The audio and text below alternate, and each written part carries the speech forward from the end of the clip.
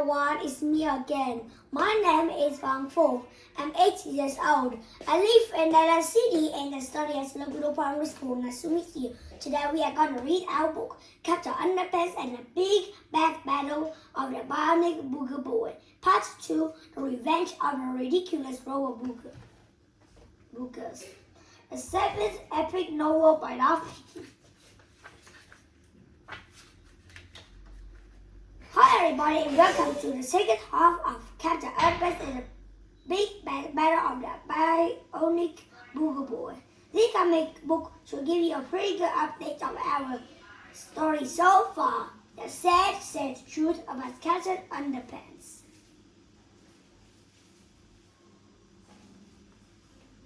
Once upon a time, there was two cool kids and short and others.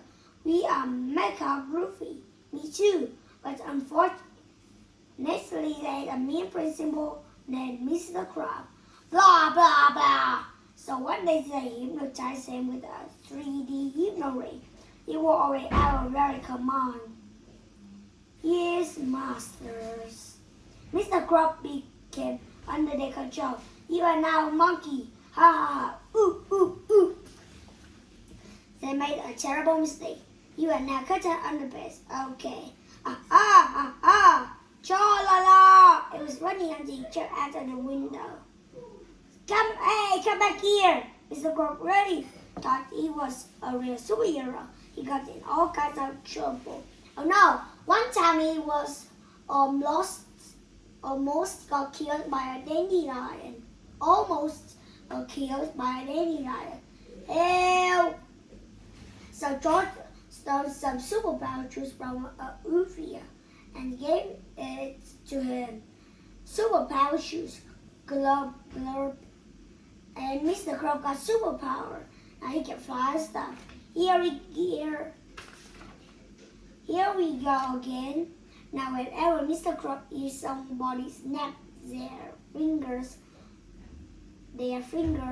blah, blah, blah.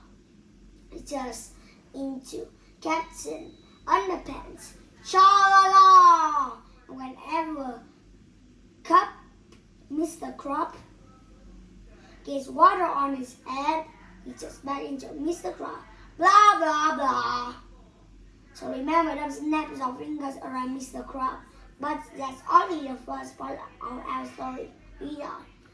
Okay, well, there is this other kid in our school named Mervyn Sneakley. I'm a dumb nerd.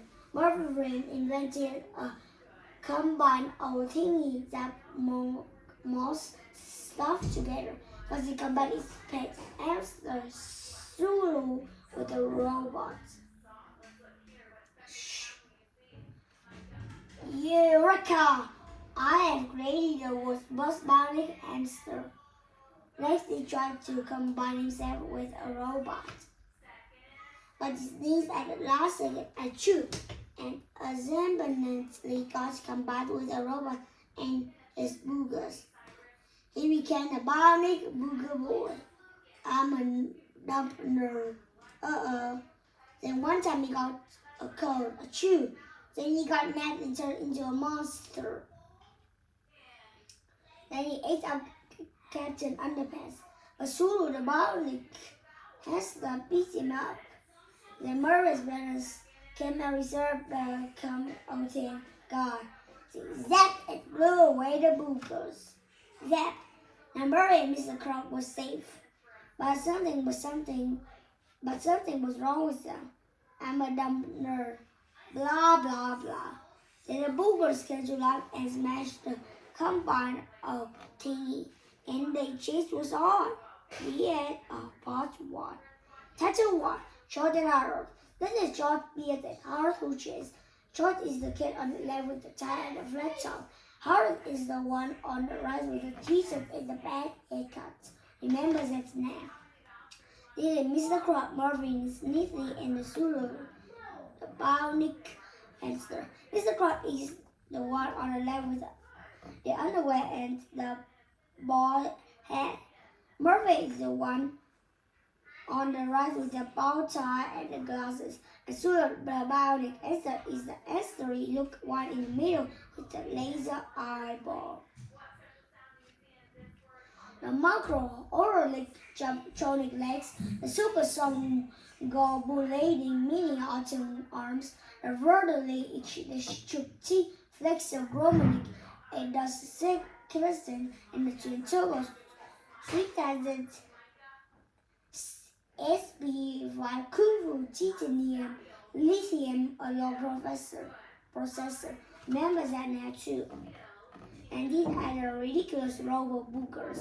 3 are the villain's most disgusting, and most terrifying creatures ever to rip the face of the earth.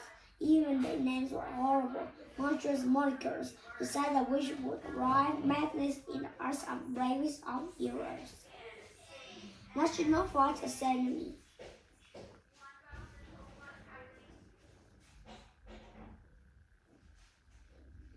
If you dare to know these nightmarishly deplorable names, I will tell you. But blame me if you have to sleep with a nightlight on for the rest of your life. The names were from left to right: Carl, Trixie, and Chamberlain. Carl. This is Carl. This is Trixie and Frankenburger. Ooh.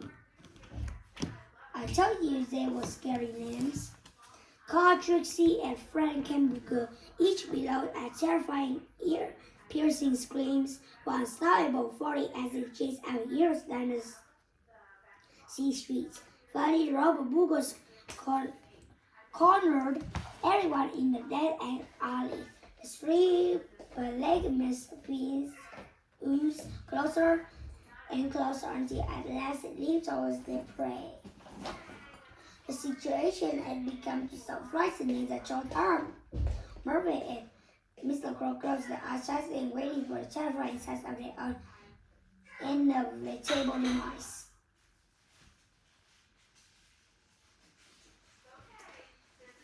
Global. But instead of hearing inevitable, this sea type says, here is something quite different. You see, I realized Sulu the bionic has a stress open his flash of Romanic jaw, saw the 3 boogery hammered moth to his mouth. Sulu's bionic cheeks swelled to capacity as he raised his forehead towards the sky. There was the force of a lunar shoulder lift off. Shoulder shot the 3 steaming villains into space. Split tui.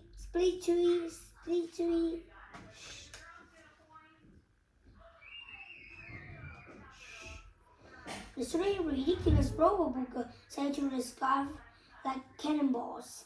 In no time, at odds and left Earth's atmosphere and began sailing towards Uranus. The terrifying battle was over. Well, that was really quick story, said George. Harold, this is going to be our shortest adventure ever. And that the truth, said George, is odds. Unfortunately for George and Harold, the adventure had only just begun. As everyone walked back to school, a confusing argument. I want my hamster back, said Mr. Crab. The hamster is your bus. It's our hamster now. I took it off and we belongs to Murray. I don't care who he belongs to, Murray. His is not in school, especially not in my school. I give all 3 of you both a detention for bringing that 40 beasts into your classroom. You can give us the chances at all. You just keep like us. Suddenly, Mr. and Mrs. Sneakley came running to us. Murray, you are all right, cried Mrs. Sneakley. We're so happy you're safe, son, cried Mr. Sneakley. Mommy, Papa, cries Mr. Crab. He dashed over to Mommy's bed with open arms, the sight of bad a both grown man and his underwear running towards them made Mr. Sneakley scream in horror. Hey, what's the big idea yet, Mr. Smith? It's me, Papa, said Mr. Croc. Don't you recognize our old son? Get away from us, you weirdo! Mrs. Lily yelled as he hit Mr. Croc with her head back. Marvin ignored the commotion as he walked past her all and went into school. Marvin stood upstairs and it was school office. And what is it? Miss Angela had already gone home for the day, and she was ready to leave too. Just where do you think you're going, woman? Said Marvin. Miss Angela tried a slightly shocked at a fourth grader standing behind her. What did you just say? She cried in a voice that was rapidly becoming. Who do you think you are? I'm gonna fire you if you don't get me my coffee now, said Marvin. Normally school secretaries don't have the authority to hang a child from a coach hook by its underwear. But today had been a particularly stressful day for Miss Anthony. She because it's not scary to chamber a rap-plaguing robotic monster and was about forced to chaperone on a mental school venture.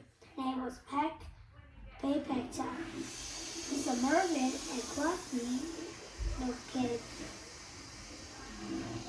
Miss Anthony collected her things and left for home, rubbing under her breath as she passed out and held in the hole.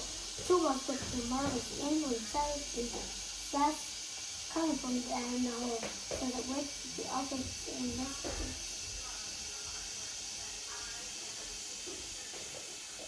While they were getting Mervyn on the hook, Mr. Croc ran into the office waiting at the breath. You guys have got to help me, Steve. My mom and dad are trying to kill me. Has the world gone mad? Yeah, it's instant, said George calmly. I put on some clothes. George had already figured out what was going on. I tried to explain the situation to Moran and Mr. Croc. You see, after you guys got more together by the combined old John, so that we treated barriers around and separated was a tragedy. Speed of race around, and Mr. Croc pressed is Murray's body. And Murray's breath is Mr. Croc body. That's a bunch of bunk, yet Murray.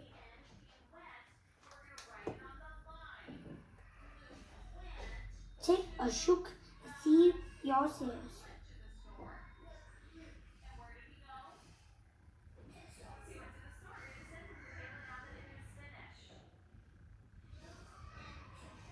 Take a look and see for yourself, said George. He put out a full-length mirror in front of Mr. Croc and Murray. In front of they looked at sunsets and astonished. I'm a kid again, said the guy who looked like Murray but and Mr. Croc's friend. And I'm old and fat, but and ugly, cried the girl who looked like Mr. Croc and Murray's friend. And I have bad breath and creamy nose hairs and hey, the guy who looked like Murray but and Miss Croc's friend. At this point, you might be saying yourself down. This book is getting confusing. Now, don't worry. This will all get cleared up by the end of chapter 17.